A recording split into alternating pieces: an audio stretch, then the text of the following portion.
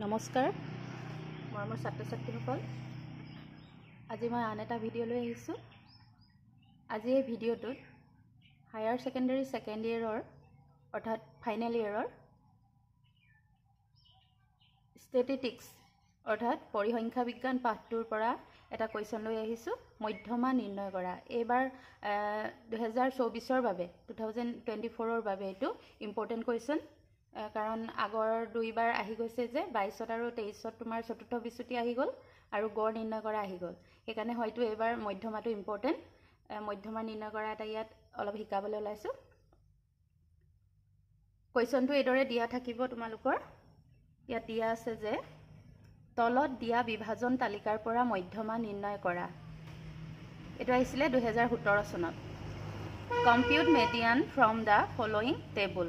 ইয়াত তোমালোকক class interval খিনি দিয়া থাকিব অৰ্থাৎ শ্ৰেণী অন্তৰাল ইয়াত এনেকে দিয়া থাকিব। এটো বেলেগ বেলেগ হ'ব পাৰে কোৱেশ্চনলৈ বেলেগ বেলেগ হ'ব আৰু ইয়াত ফ্ৰিকুৱেন্সি বিলাক বাৰংবাৰতা দিয়া থাকিব। তোমালোকে বাৰংবাৰতা কাটিবলৈ হয়তো ইতিমধ্যে শিকিলাই চাগে এখিনি স্কুলতো শিকি আহিছা। এখিনি এনেকে দিয়া থাকিব। তাৰ পিছত আমি কি কৰিব লাগিব মধ্যমাৰ বাবে আৰু এটা ঘৰ আমি বনাব লাগিব। ইয়াত তোমালোকে সঞ্চয়ী বাৰংবাৰতা উলিয়াব লাগিব। সঞ্চয়ী বাৰংবাৰতা কিউমুলেটিভ ফ্ৰিকুৱেন্সি এটো গুটেটো নাই লিখা। সঞ্চয়ী বাৰংবাৰতা উলিয়াবৰ কাৰণে আমি কি কৰিম প্ৰথমে ইয়াত 2 দিয়া আছে একেবাৰে তলৰ শ্ৰেণী অন্তৰাল 2 দিয়া আছে আমি 2টোৱে ইয়াত লিখি লম। ইয়াত 2টোৱে লিখি ললো। এতিয়া কি কৰিম এই 2ৰ লগত আমি তাৰ ওপৰটো যোগ কৰি যাম প্লাস কৰি যাম। তাৰ ওপৰৰ সংখ্যাটোৰ লগত আকৌ তাৰ ওপৰটো প্লাস কৰি এনেকে গৈ থাকিম। এতিয়া মানে সঞ্চয় কৰা আমি গোটাই গৈ শেষত আমি তলৰ n যিটো টোটেলটো দিয়া আছে যে ইয়াত n হয়নে মুঠ বাৰংবাৰতা n দিয়া আছে ন। এই মুঠ বাৰংবাৰতাটো আমি ওপৰত উলাবগে লাগিব। সঞ্চয় কৰি যাওঁতে 50 আমি পাবগে লাগিব। ইয়াত এতিয়া আমি এনেদৰে যাম।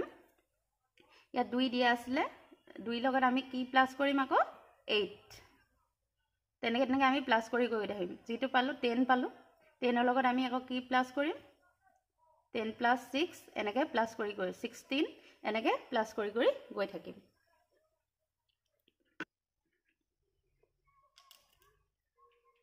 এটো প্ৰথমটো 2 10 16 মই প্লাস কৰাটো দেখুৱাই দিয়া নাই।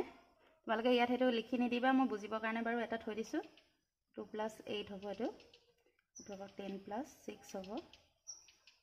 বাকিটাও তেনেকৈ কৰিব লাগিব। আকৌ 16 আমি 12 যোগ কৰিম 28 28 7 35 35 6 41 41 4 45 45 3 48 48 1 49 আৰু 1 50 আমি n টো ওপৰত পাই গলো হৈ গল। এতিয়া আমি ফৰ্মুলালৈ যাম।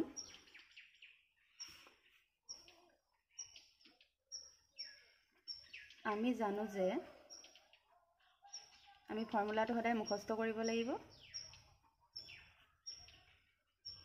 আমি জানো যে ফৰ্মুলাটো পাতিলাম ইয়াত মেডিয়ানটো আমি শৰ্ট কেনেকৈ লিখিব পাৰো মেডিয়ান L +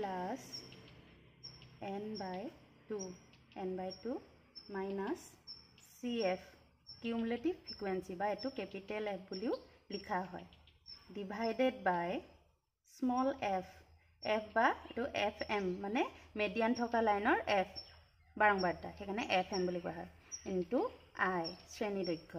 ইয়াত তোমালোকৰ এই ফৰ্মুলাটোত কোনটো কি ইয়াতে লিখিবলৈ অসুবিধাৰ কাৰণে মই বেলেগ এখনত লিখি থৈছো। এখন চাই লোৱা।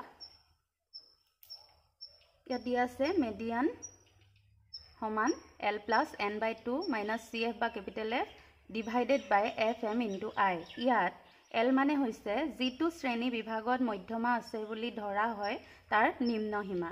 এটা মই দেখুৱাই দিম।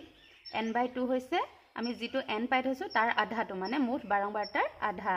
CF বা F মানে হৈছে মধ্যমা থকা শ্ৰেণীৰ নিম্ন সীমালৈকে বাৰংবাৰতাৰ যোগফল।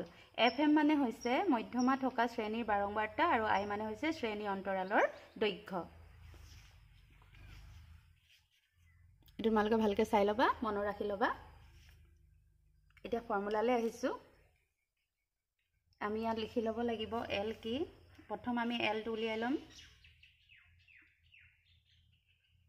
L সমান ইয়াত L টো কোনটো আমি এতিয়া L মানে কি বুলি কৈছে যেটো লাইনত আমি median আছে বুলি মধ্যমা আছে বুলি ধৰি লম এটা কেনেকে ধৰি লম হেকাৰণে আমি প্ৰথম উলিয়াব লাগিব n/2 গম পালা না l উলিয়াবৰ কাৰণে আমি n/2 টো আমাক প্ৰথম লাগিব এই n/2 টো আমি প্ৰথম উলিয়াই লম n/2 সমান n টো দিয়া আছে 50/2 তিয়া 50ক দুভাগ কৰিলে কি হ'ব 2 এ 50ক আমি হৰণ কৰিলে কিমান পাম 25 পাম এটা 25 টো আমি কোনটো লাইনত আছে সাম প্ৰথমে 25 টো ইয়াৰে কোনটো লাইনত আছে সাম এটা কেনেকে সাম সেই কাৰণে আমি চাবৰ কাৰণে কি কৰিম 25 তকে সৰু সংখ্যাটো আৰু ডাঙৰ সংখ্যাটো সাম এই হঞ্চই বাৰংবাৰটা লাইনটোত সাম CF ত সাম তিয়া 25 আমি 25 তকে সৰুটো হৈছে 16 আৰু ডাঙৰটো হৈছে 28 এতিয়া 25 টো 28 তহে ঘুমাই থাকিব পাৰিব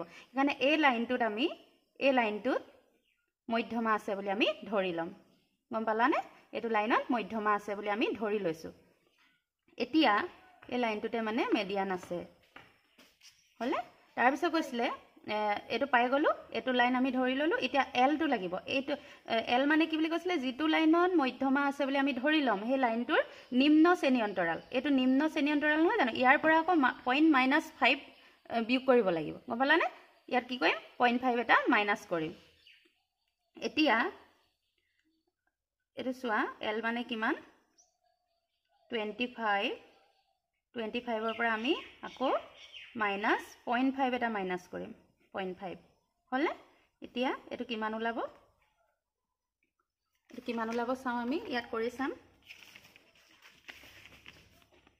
25 তা আমি 0.5 মাইনাস কৰিলে কি কৰিম ইয়াৰ পিছতো 0.9 আমি 0.0 এটা এনে দি দিছো 0.5 এটো সুবিধাৰ কাৰণে নিদিলেও হয় এতিয়া 10 ৰ 5 গল থাকিল 5 ধাৰ কৰিলো এটা 5 আৰু ইয়াত থাকিলে 4 নামি আহিলে পইণ্ট নামি আহিলে 2 24.5 পালো তিয়া এটো হল 24.5 হলে L পাই গলো n/2 পাই গলো ইয়াত আৰু কি লাগে ফৰ্মুলা মতে CF লাগে CF মানে কি বুলি কৈছিলে CF মানে হল মধ্যমা থকা শ্ৰেণীৰ নিম্ন হিমালয়কে বাৰংবাৰটাৰ যোগফল তাৰ মানে মধ্যমা থকা এই শ্ৰেণীটোৰ তাৰ তললৈকে যোগফলটো এই তললৈকে যোগফলটো আমি ইয়াত উলিয়াই থৈছো নহলে আমি এই তিনটা যোগ কৰি লবলগীয়া হলতেন কিন্তু ইয়াত যোগফল উলিয়াই থৈছো সেইকাৰণে এই 16 টো হ'ব CF বা ক্যাপিটেল F হলে এই 16 এতিয়া আমি এটো পাই গলো কিমান CF বা F হৈছে 16 আৰু এটা লাগে আমাক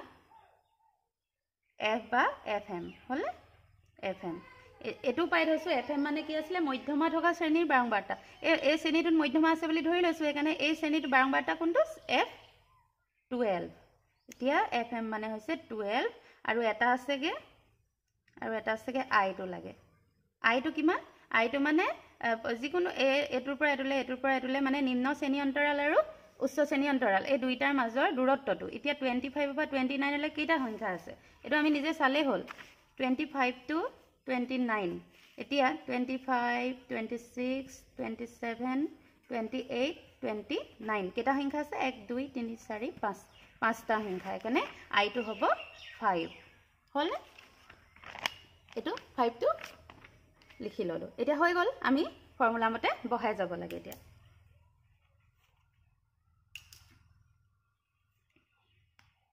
আমি বহাই যাম মিডিয়ান সমান L টো পাই থৈছো আমি কিমান 24.5 প্লাস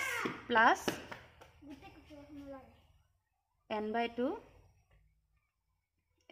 আমি পাই থৈছো কিমান পাইছিলো এইটো 25 মাইনাস CF টো কিমান পাইছিলো 16 আৰু FM পাইছো 12 ইনটু I টো পাইছো 5 হৈ গল নে এটা ফৰ্মুলা মতে পাতি দিলো 24.5 প্লাস 25 ৰ পৰা 16 বিক কৰিলে কিমান থাকিব এটো আমি কৰি লম তোমালোকে এটো মুখতে কৰিব পাৰা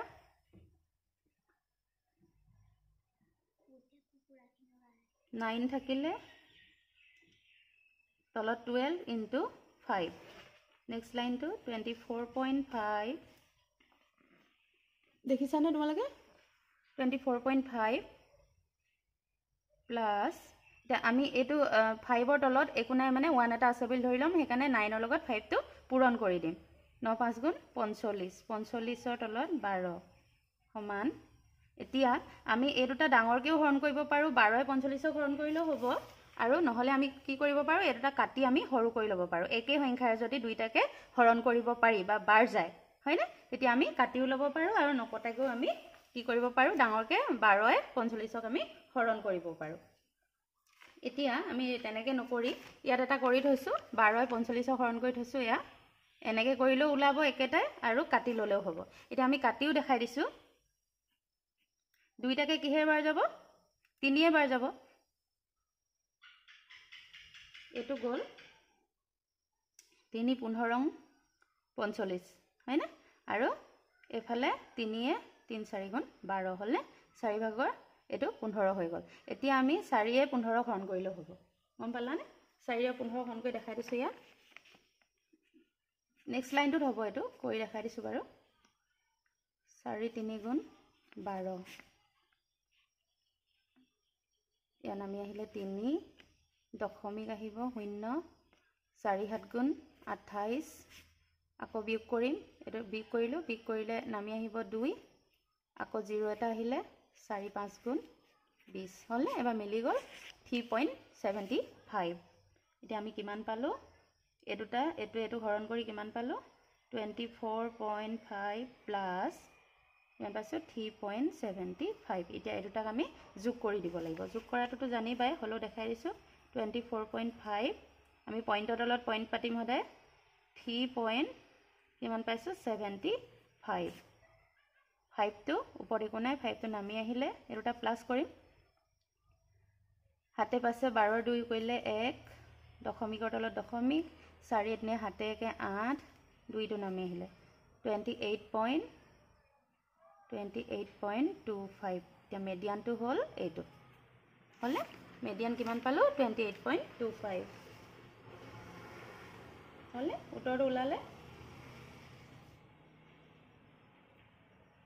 ঠিক আছে, বুজি পালা বুলি ধৰি লৈছোঁ, আৰু নাপালে কমেণ্ট কৰিবা, আৰু বেলেগ কিবা লাগিলে জনাবা।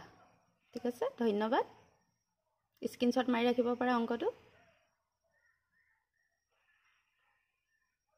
ইয়াত আৰু ঠাই নাই, তোমালোকে শেষত নিৰ্ণয় মধ্যমা ইমান বুলি লিখি দিব পাৰা, 28.25 বুলি লিখি দিব পাৰা। Thank U.